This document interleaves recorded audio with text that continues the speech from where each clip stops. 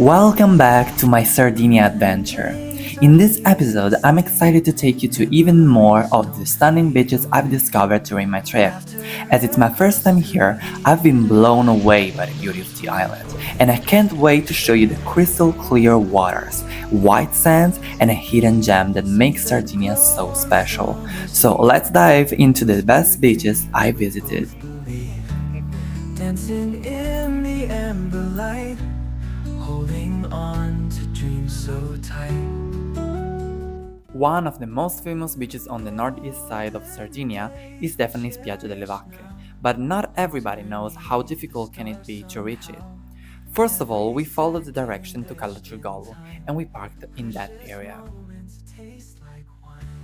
At this point, it's best to stop using Google Maps as it will take you down the wrong path. Instead, walk through the Cala Suaraccia district, weaving between the beautiful houses until you find an unmarked trail leading to this hidden beach. This is where the path to Spiaggia delle Vacche begins. This time I really recommend wearing shoes or trainers or maybe also sandals, but trainers maybe are better. We then decided to leave most of our belongings here and take turns heading to the beach with just a small bag.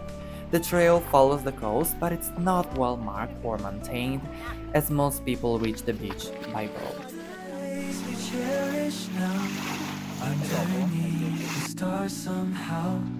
Every second etched in time, precious moments taste like wine.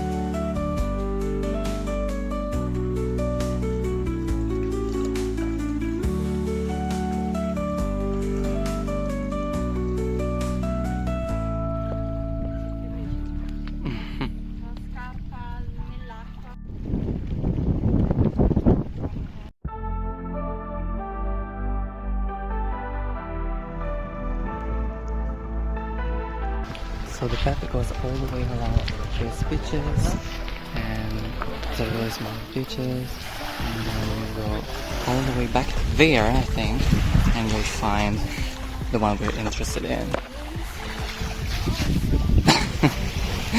She had sent her shoes because we took some photos. So yes, all along the path there are many cute coves and tiny beaches, so you might also stop before reaching the famous one, or do like us, take off your shoes 100 times to take pictures in every single one of them. Well, if you really do it like us, I would recommend to wait for the furthest ones because they're better. In your heart we feel so right.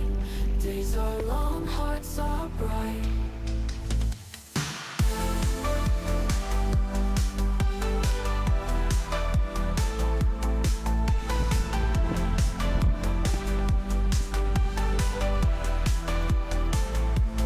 Ancient towns we roam in awe, history in every flaw, cobblestones beneath us raw, warmth and joy is all we saw. Through the winds and through the sea, you and I just feeling free. In your arms it's destiny, Sardinia, you and me. This path is so difficult, and also there's nothing written on anything, so we don't really know where we're going. Google Maps doesn't want me to go here, so I really don't know if I recommend this. I mean, the place is beautiful, but is it easy to access? No. No, but look at that. I don't know, it's up to you.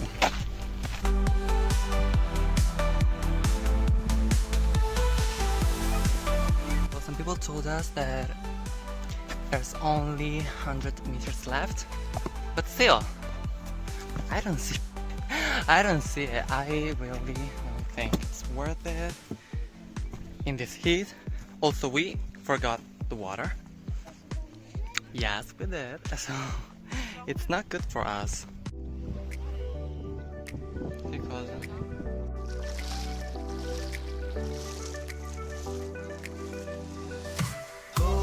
Sounds we run alone, memories where we belong.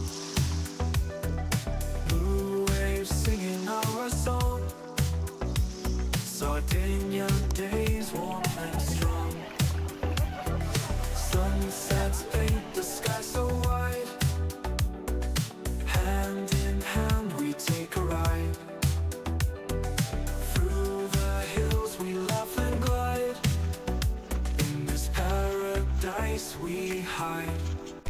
I love how all these villas look amazing, and also the place they're settled in is just beautiful. And to get to these beaches you have to go past them, and you can also peek inside their gardens, and every single one of these is magnificent. I did not see it before, but there's also a little lagoon here on the way to the beaches. I'll show you also the parking here, and it's like €1.50 per hour, or you can pay €12 for the full day, and there's quite a lot of space.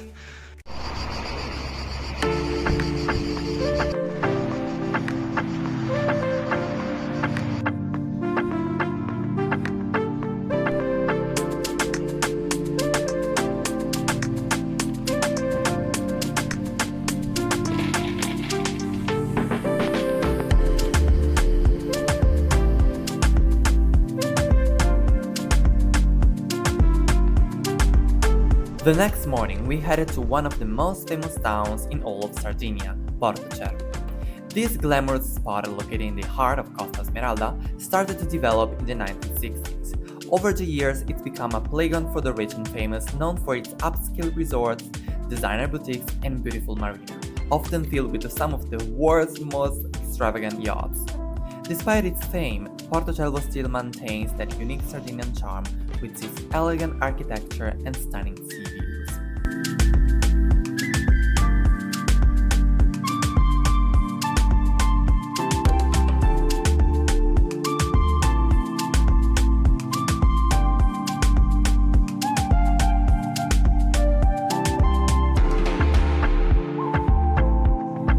The marina in Porto Cervo is really beautiful, and walking along the port you can see not only the magnificent boats, but also if you turn around, there's the whole town perched on a hill.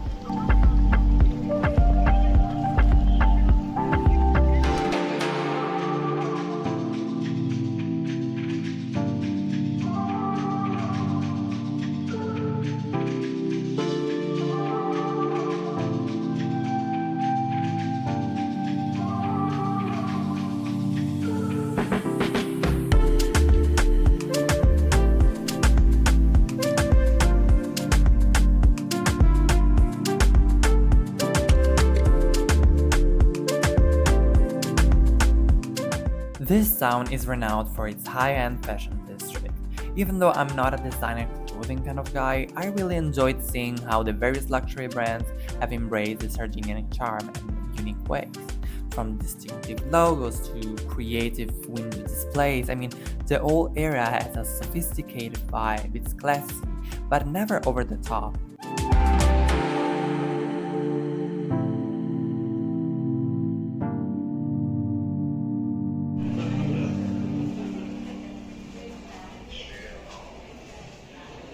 As you may have noticed, this place is quite fancy, quite luxury, and I like it. I really like it.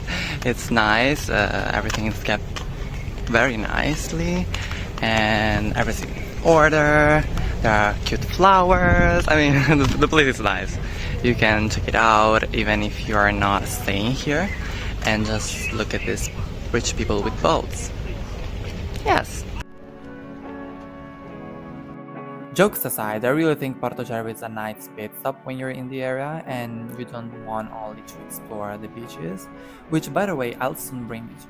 But I also love walking in the harbor and the part of the town famous for its nightlife, but during the day.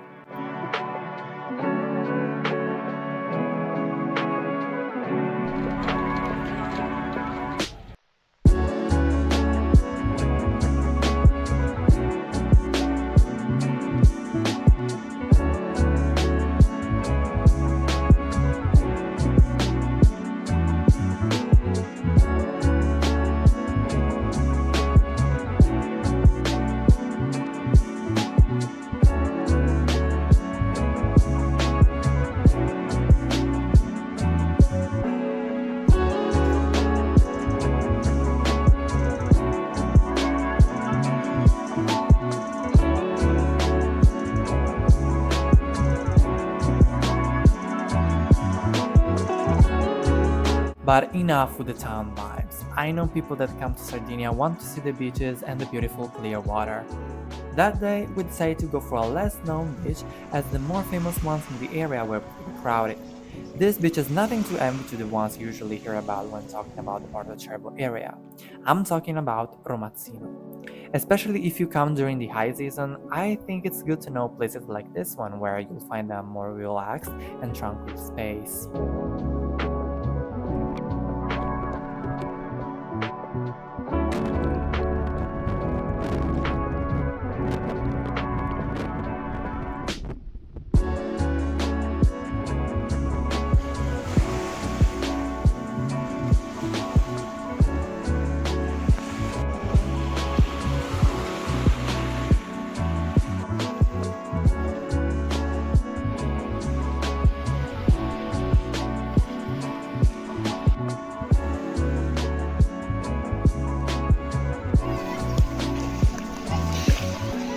If you walk along the beach and pass the boat ride service, you'll find even more cute coves where you can lay down in the sun, go swimming, or do any other water sport activity.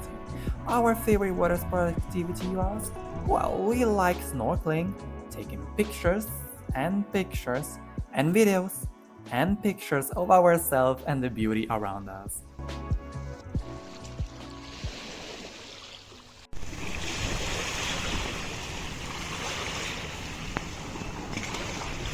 It hurts so much because the rocks are really.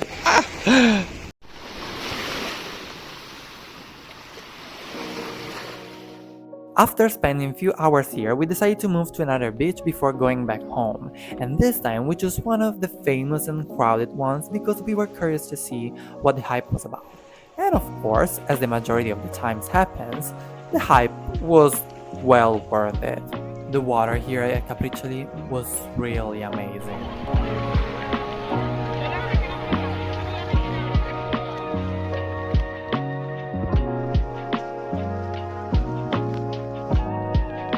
Next up is the Spiaggia Suaraccia, a beautiful beach located near Capo di Coda Cavallo.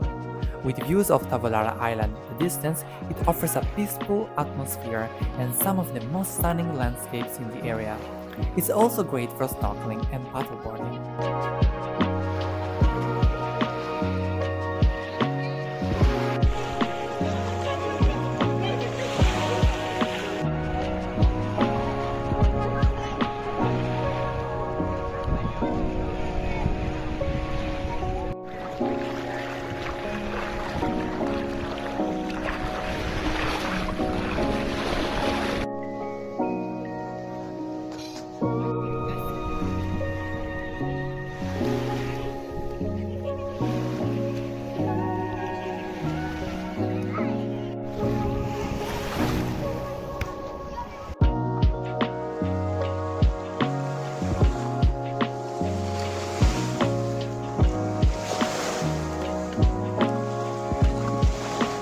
As always, I love exploring every inch of the beach to find the right corner and the best spots to photograph the beauty of this location.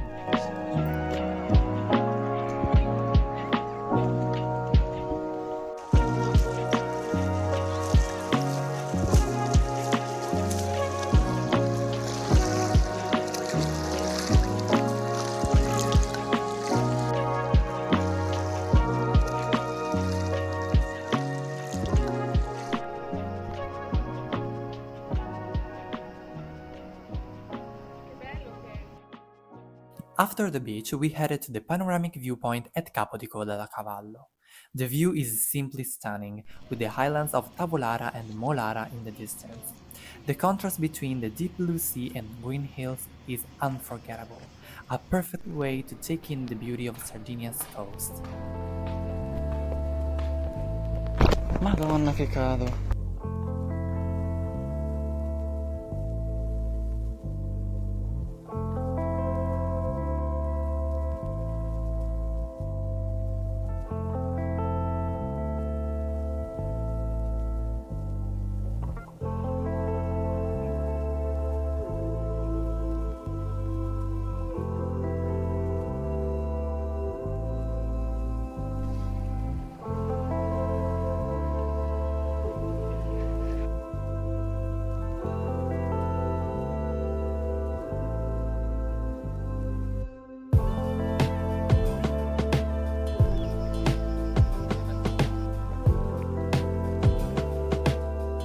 Another beach I highly recommend is Spiaggia delle Tre Sorelle. It's a bit more secluded and less crowded, making it perfect if you're looking for a peaceful escape. The beach is small but surrounded by stunning rock formation and crystal clear water.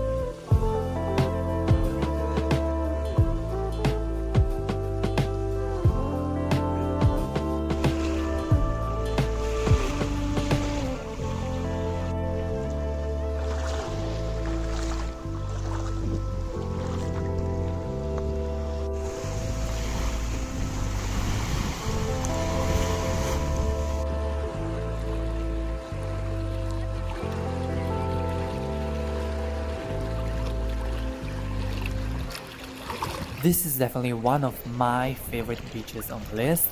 I love the fact that we were almost the only ones there, as that morning there were less than a dozen people on the beach, including ourselves. I love the view, and the water was just amazing.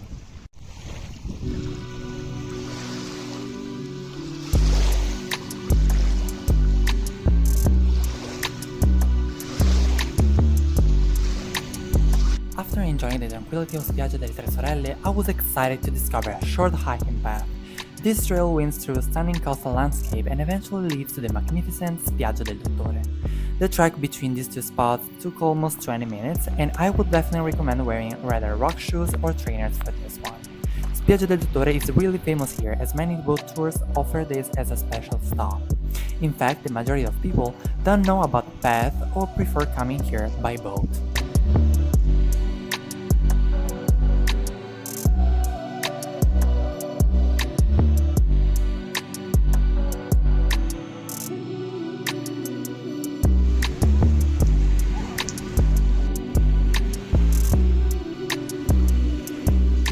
Look at the color of the water, and also the surrounding is amazing. I mean, for this beach, I think the walk is worth it. You just need to remind the fact that it's all completely rocks that you're going to walk on, so maybe bring some shoes or some beach shoes as I did. Here you won't need those because it's all sand, but on the path you for sure need those, or maybe shoes or sandals. I'm filming this because this is crazy. I did not remember this to be this difficult because there's so many plants on the way and you have to move around, but these are really those kind of plants that really hurt you. And I'm struggling going up the hill. Going down the hill was not that bad. Going up, I don't even have many things, but it is hard. Like, we were back there. Okay, so this is the path that you're going to follow. There's this big sign, and down here there's the path. And then here you have some houses. And for the parking, I think there's some paying parking, but we just left ours here and just hoped for the best, hoping not to have a policeman going around and leave some tickets. So this is how it ended up, so you might think about it. We parked a bit far this time because it's not early in the morning and it's also Saturday, so we might as well walk for a bit. But there's a ton of parking actually. Even if you don't mind walking, there's a lot of parking and it's free, so that's good. And there you can see where we're going. It's around 10 minutes by foot, so let's do it, let's see.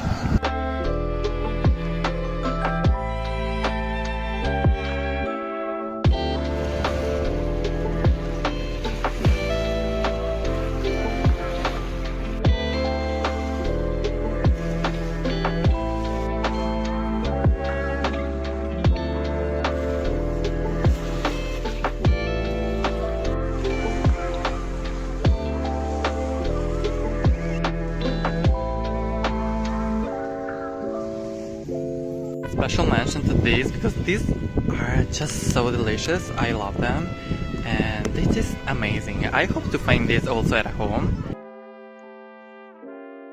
And that wraps up this episode of my Sardinian adventure. But the journey doesn't end here. In the next vlog, we'll set sail to the Maddalena Archipelago. Plus, I'll be showing you some of the most underrated towns in Sardinia's northeastern region. Remember, Sardinia is not only seaside and beach activities. I can't wait to share more of this incredible island with you, but for now, until next time, bye!